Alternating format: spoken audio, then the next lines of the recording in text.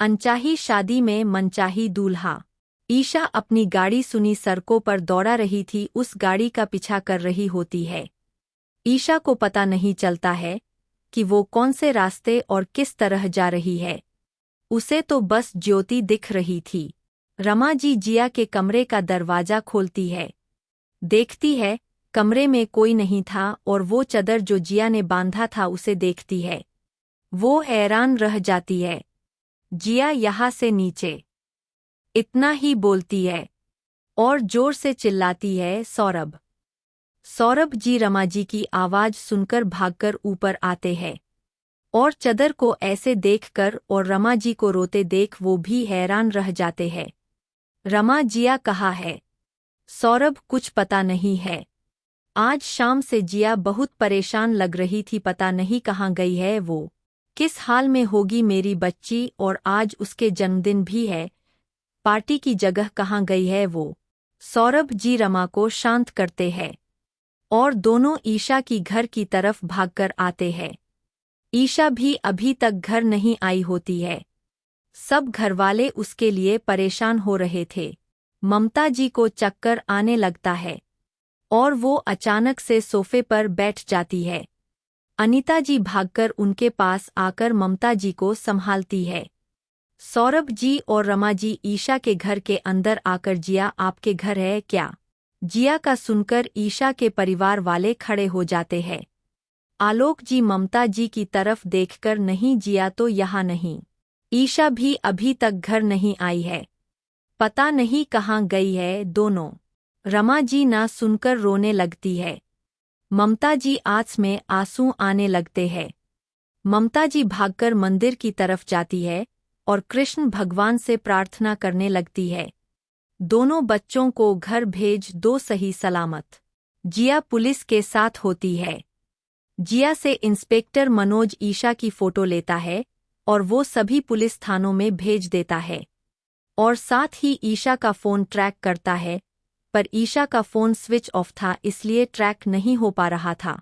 जिया का मन भी बहुत घबरा रहा था, पता नहीं ईशा कौन सी मुसीबत में होगी।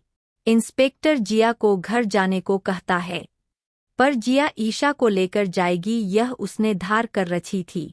अचानक जिया के फ़ोन पर ध्यान जाता है। वो फ़ोन देखती है। सौरभ जी के बहुत मिस्ड कॉल थे। जिया वापस फ़ोन लगाती है। सौरभ जी ईशा के घर में इधर उधर घूम रहे होते हैं। अचानक फ़ोन बजने पर फ़ोन उठाकर देखते हैं, जिया का होता है। हेलो जिया बेटा, इतना बोलते हैं सभी परिवार वाले सौरभ जी के पास आ जाते हैं। हेलो पापा। पापा माफ़ कर देना, मैंने आपका फ़ोन नहीं उठाया। जिया बेटा तुम कहाँ पर हो, और ईशा भी तुम्हारे साथ है ना बेटा? यहाँ सब परेशान हो रहे और तुम दोनों को कहीं जाना था तो घर पर बता कर तो जाती। पापा वो जिया रोने लगती है। हाँ बेटा बोलो क्या हुआ है, और तुम रो क्यों रही हो? पापा वो ईशा। जिया सभी बात सौरभ जी को बता देती है। सौरभ जी बात सुनकर चौंक जाते हैं। बेटा हम सब भी आ रहे हैं अभी। इतना कहकर सौरभ जी फ़ोन रख देते हैं। ममता जी और आलोक जी सौरभ की देखकर, क्या हुआ है भाई साहब, दोनों बच्चियाँ ठीक तो है ना? कहाँ है वो दोनों, और आप कहाँ जाने को कह रहे थे?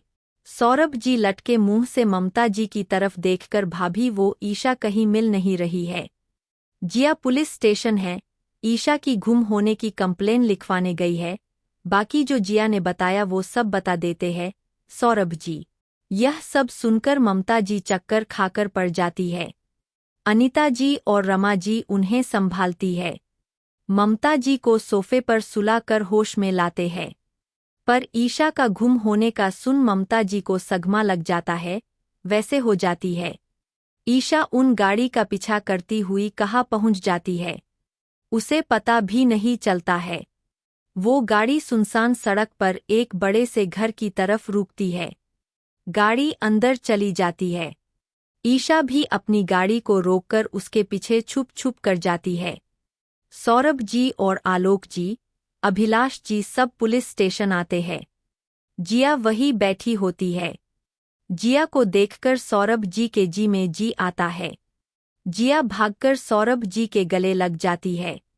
अगले भाग में कैसा लगा आज का भाग जरूर बताएं और समीक्षा जरूर दे। धन्यवाद।